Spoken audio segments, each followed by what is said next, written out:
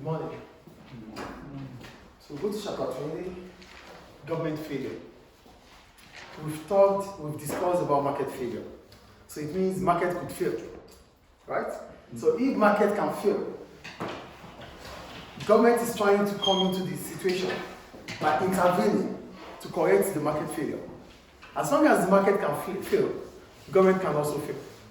Note, the market itself are full of experts, economists, entrepreneurs. At the end of it all, they failed. Not to talk about government institutions that are not with experts. So if the free market with experts are failing, government might also fail. So that takes us to government failure. So I wrote, market fails because by providing goods, producing goods with negative externalities, producing goods that are not affordable due to asymmetric information, and underproviding public goods. Therefore, government should intervene. If market can fail, government can also fail. So, there's market failure if we cannot afford goods and services. There's market failure if firms produce more of goods that have negative externalities, demerit goods. There's market failure if we lack information as consumers. As a result, we overbuy, we overconsume goods that we're not supposed to consume, or we underconsume goods that we're not supposed to consume. So this is why government is coming in. So government will come up with different policies to correct this market failure. So if government decisions, government policies, government regulations bring about a net loss in economic welfare, then there's government failure. So look at it. Government failure. Government failure, this occurs when it intervenes in the market, but this intervention leads to net loss of economic welfare rather than gain. So, we said governments do intervene because they want to take care of our welfare. But in the course of taking care of our welfare, it brings about a loss in welfare, then there's government failure. Get the point here. Government wants to take care of our welfare.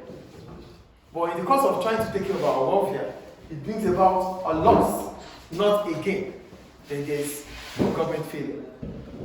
So what does government failure mean? It means the social cost of government intervention is greater than the social benefit of government intervention. Social cost is the cost to the society. Social benefit is the benefit to the society. So if the social cost of government intervention is greater than the social benefit of government intervention, then there's government failure. That is the point. So, what brings about government failure? There are different reasons why government might fail. So we start with the first one, distortion of price signals. Remember when we talked about price mechanism?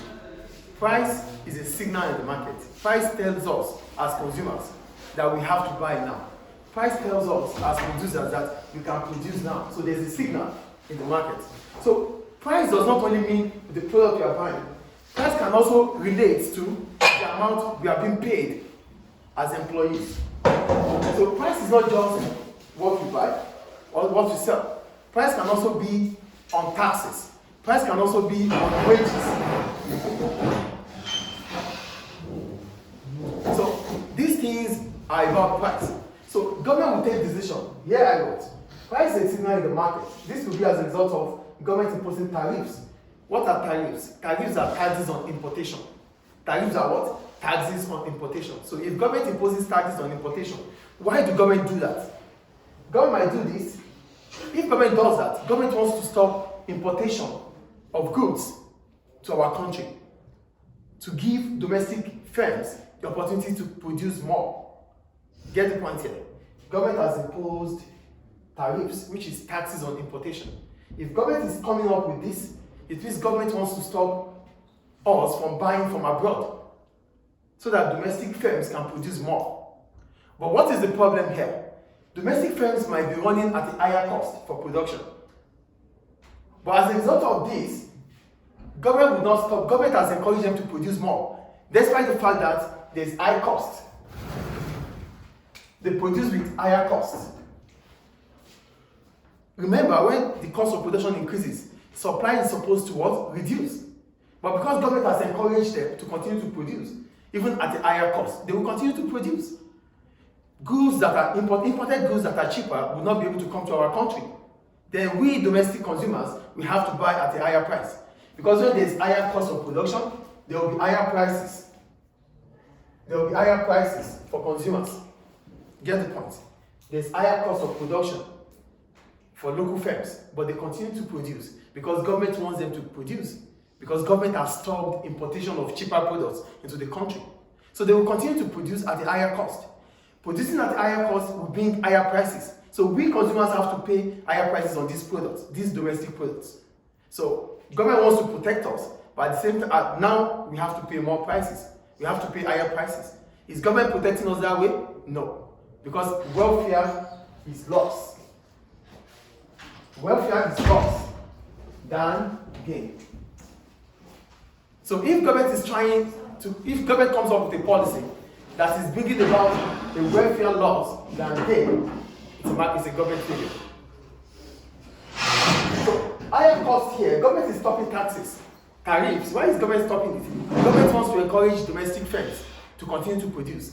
But if government is encouraging domestic firms to produce here, and they stop importation, and domestic firms are producing at a higher cost, how are they going to be able to sell at a lower price? They won't be able to sell at a lower price, meaning we have to buy at a higher price. Buying at a higher price is a failure, government failure.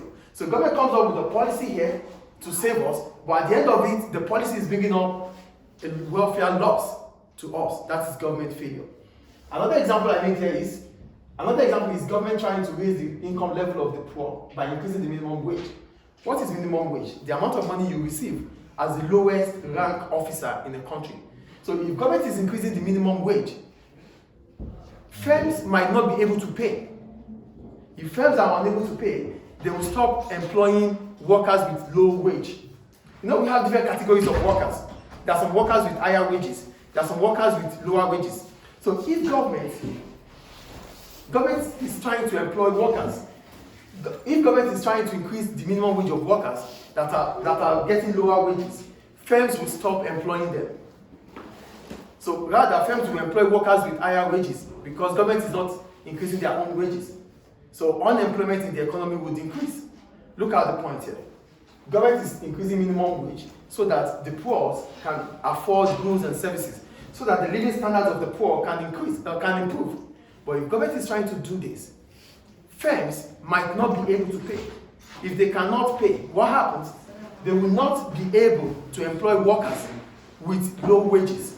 So if they are not employing workers with low wages, what happens? Unemployment in the economy would increase. So unemployment increasing in the economy is a problem because one of the government's microeconomic objectives is to reduce unemployment. But now, as a result of government coming up with minimum wage, unemployment is increasing in the economy. So government is coming up with a policy, but the policy is becoming a problem to the economy. That is government failure.